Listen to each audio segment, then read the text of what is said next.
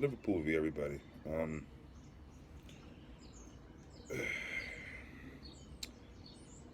Did a post match with Mame, or half of one, about almost 30 minutes of one, um, until we had to stop, and we weren't able to get back together, unfortunately. So hopefully we can do that at some point, but I don't want to hold out any longer from my thoughts after the game. That would have been my post match video, Mame and I, but as I said, that didn't go through. So here I am, and it still stings. It still hurts. It's still confusing. It's still the agony is still there. The frustration, the disappointment at the end of the day, um, that we're bounced out of the Champions League, and not only that, just the way it happened. You almost feel like you'd have preferred it to be a situation where we just got smacked up in the game. To, as Klopp says, to almost kind of score that second goal, maybe a few minutes too late. If you'd have got that in regulation, obviously, it's game set match. Um, to have it just snatched like that. And shout out to Atletico Madrid. Congratulations to them. Um, Good team. I've always liked Diego Simeone, a few of their players, but they did what they had to do.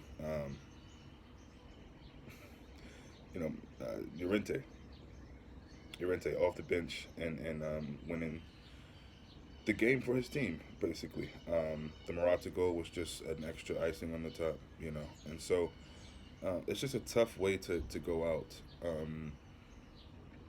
And there'll be people who saying, "Oh, look, we got the league. That's all I cared about anyway," and that's fair. You're not human though if you weren't sorry, if you weren't affected by that in a major way. To just kind of shrug it off as, "Oh, we won the league anyway. We got the Champions League last year." Although those things are true, and it might soften the blow over time, but personally, this one's gonna sting me for a while. Probably, yeah, until we're back in the Champions League again next year and see if we can go again. But look, we did win it last year, and not the league. And this year we are winning the league and not the Champions League. So, look, would I wanted the double? Yes, of course. Um, Over time, like I said, I think there's something that can heal. But I definitely am crushed. I mean, incredibly crushed at the result yesterday, and just how we got bounced out. Um, Getting more into the game now to analyze that, I just thought we played really, really well. And I'll say this: I had some not so great feelings going into the game. Um, Always confident in the team, but was definitely concerned. And to see that Liverpool played the way they played, um, dominated the game, and but not only just dominated the game, compared to the first game of having no shots on target, I believe, we were creating chances and we were looking good. We were looking good, and that's both sides of the pitch. Really, that's the thing that's so crazy about this. They weren't really getting any chances into the ones that they got to win the game, and they took them, and that's the name of the game. Doesn't matter how many chances you get; it matters what you do with those chances. Um, and so I was pleased. I was pleased with the Hendo's performance. Ox, I still do not know why Ox came off for Milner. And to be fair, Milner wasn't awful when he came on or anything, and it looked like we can get more. When Milner got on, but it just seemed a bit strange. Well, I can't remember. Had Milner? I mean, had we gotten the second goal when Milner came on? I can't remember. I can't remember when he came on. Yeah, because then he came in on regular time. I don't know. Anyway, um, that seemed an odd change to me. But I just thought Ox was offering a bit more. But look, again, like I said, I could be mistaken. Maybe we got the goal when Milner came on, and so. But overall, I thought I must have been watching a different game. I keep hearing how good Salah was. I didn't see that. Other videos I'm watching and listening to podcasts. That might just be like a Salah thing. If you really love Salah, I guess I don't know. I didn't think Salah was as good as people were saying. Um, was he causing a threat? Yes. Was there a lot of times though that he also, in my opinion, messed up attempts at threats? If that makes sense.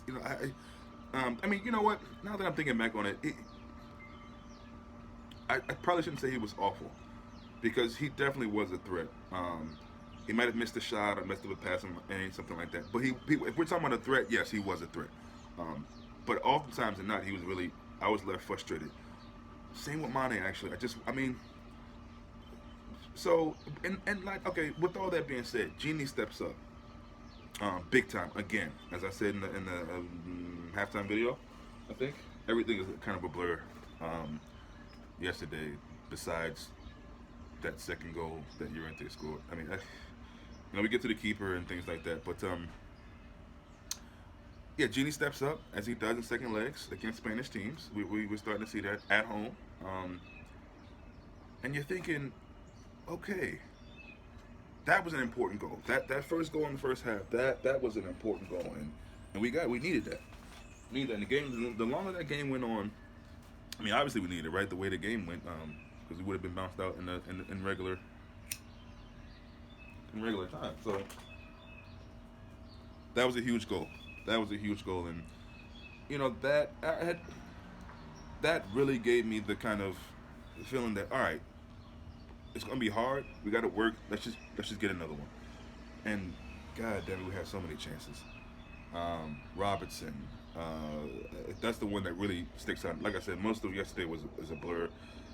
There's certain moments, but the Robertson one off the bar was just, and some other little chances here and there. We didn't, you know,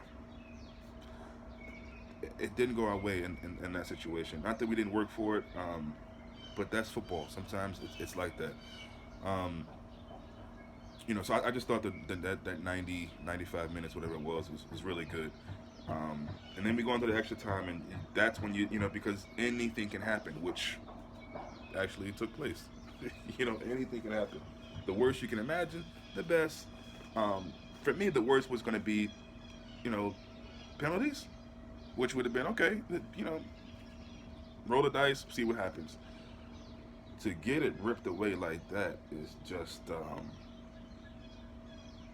yikes. I mean, so let's talk about Adrian, and I think that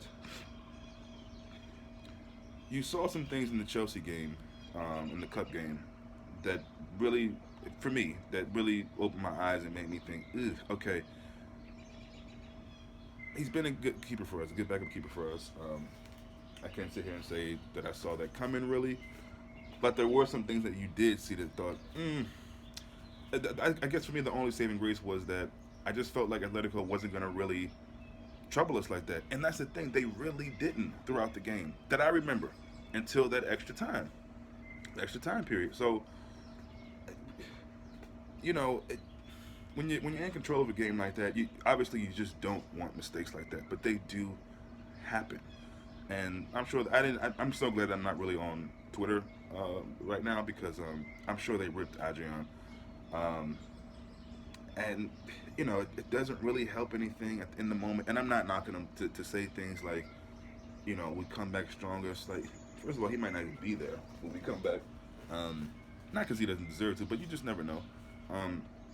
And I mean, right after a game like that, that's just not what you want to hear. But I get it. What else do you say? You know what I mean? I mean, Klopp pretty much said the same thing as, we'll be back, and we will. And I get where he's coming from, but it hurts. Yeah, I'm definitely not gonna crucify Adrian. It is unfortunate that yet again, though, a goalkeeping error plays a role in the demise of Liverpool and European football. That is really, really to another South American team, not South American, to another Spanish team. So, yeah, that stings a bit. That really stings a bit. And so it's just but even that first one, it's you feel like, okay, this kind of hurts to be taking this goal right now, but let's just get it back. Let's get it back. At that point, I mean, the guys had put so much into the game, and legs are tired, and the first one you feel like you can come back from, and I thought we would. I just felt like we couldn't have put all this work into it to go from this. I mean, please, we could. Don't tell me that that's going to happen. And then, in a blink of an eye, I hate to say it, but it felt like we went back to old Liverpool. Just conceding goals, and it was just gut wrenching to watch. I'm still broken up about it because I just don't understand. I even had to look at. I had to look back and Google it just to make sure that really happened because it's the worst nightmare you could have. The crazy thing about it is I had a dream last night that we went out, and it felt like my dream was not gonna come true, and then it did. It's the crazy. It's just wow, wow. Here's what I'll say though: the boys fought hard. They did. This was always gonna be a tough tie. Uh, Proved tougher than I thought, to be honest. A lot of people were saying that when we got them, but I wasn't really thinking much about it. Not because of their form in La Liga, but it's Liverpool, and I just thought I don't really fear any team. They proved to be a team that was a mighty, mighty match for Liverpool, and you have to give them credit. Now, again, even though I'm giving them credit, you know, Liverpool were in position, as we know, to just win that game. Sit on the ball and win that game. And it's one mistake like that, and that's why I always say I'm not going to crucify the keeper because everyone makes mistakes. You're there to make sure it doesn't become a bigger mistake, which is concede the goal. I would have preferred a foul, tackle, something. From that distance and maybe just the guy off the bench. I mean, Simeone is he's made to look like a masterful genius for bringing on two dudes and both of them scoring, winning the game. Specifically one dude, but look, I'm not saying Simeone is an incredible manager. And I think it was probably a little bit unfair for people to say some things that they were saying about him, and it was over for him, and it still might be, but top manager. I think the highest paid manager in the world. I believe the commentator said a couple times. So, again, all respect to them, and I don't know if there were people talking about dark arts. I put that in one of the videos just as not because I felt like they were engaging in that in this game necessarily, but when I think of Spanish teams, I just think of that's what they do, and that's not a bad that's what you do if you can get away with it. If that's the way you play, hey, more power to you. I'm not knocking that. One of the other things I wanted to say was I just didn't think the crowd was great. And look, I know that's me, and I'm watching on TV, and I'm a supporter from the States, and there's different. I get that. But from what I can hear, it just wasn't great. It just wasn't great. Now people over there will probably say, you're out of your mind saying that. How would you know? You don't know because you're not there. Fair enough. I'm just saying from what I heard, because I can hear when it's booming. I know it's raining and whatever, but it wasn't rocking like it was rocking in Spain for Atletico. I tell you that. That's what I know for sure. So, and so that's slightly disappointing. And again, it shouldn't have anything to do with that, and it wouldn't have if we didn't capitulate. But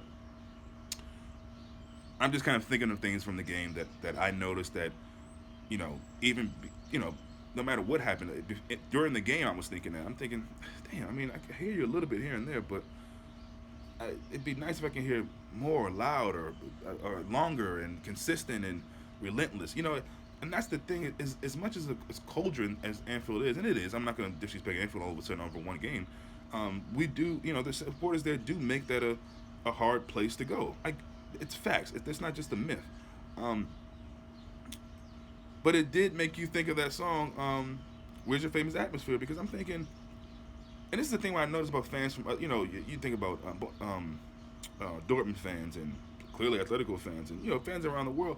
They are crazed all game, jumping, singing, instruments, horns, drums. I mean, it's a different thing. And look, it is what it is. I'm not gonna spend too much time on that because I don't think that's a major talking point. It's just one of them for me, one of the talking points. So yeah, Ashley coming to make this video, I'm feeling much better. So thank you all. I feel good about being able to do that. It still hurts though, and that's something I'm going to carry for, like I said, until we have the chance to right the wrong, which will be next season. It's hard to imagine even really watching the Champions League anymore. I know that sounds like a sour, salty supporter thing to say. I'll be there. I'll take it. I'm saying that I won't, but I can't see it. I'm so kind of, it's just like, of course, it's a different competition, a far different competition than a domestic Cup, but just like that, if my team's not in it, I'm not really watching the rest of it. I might watch the final of these, Carabao Cup, FA Cup, stuff like that. Maybe, probably not though. Champions League, I'll probably watch the final because there are some other teams in there that I'm curious about. Atalanta. I want to see what Atletico does from now on. PSG turned it over against Dortmund. RB. It's a lot of kind of new teams that are doing really well. So, um, I'll probably tune in then. But just want to kind of come back and slightly vent a little bit, slightly just get some things off my chest. And like I said, Mama, if you're watching, sorry things didn't work last night, man. I hope that we could get together. Not only you and myself, but you, the other guys, James and Gary. But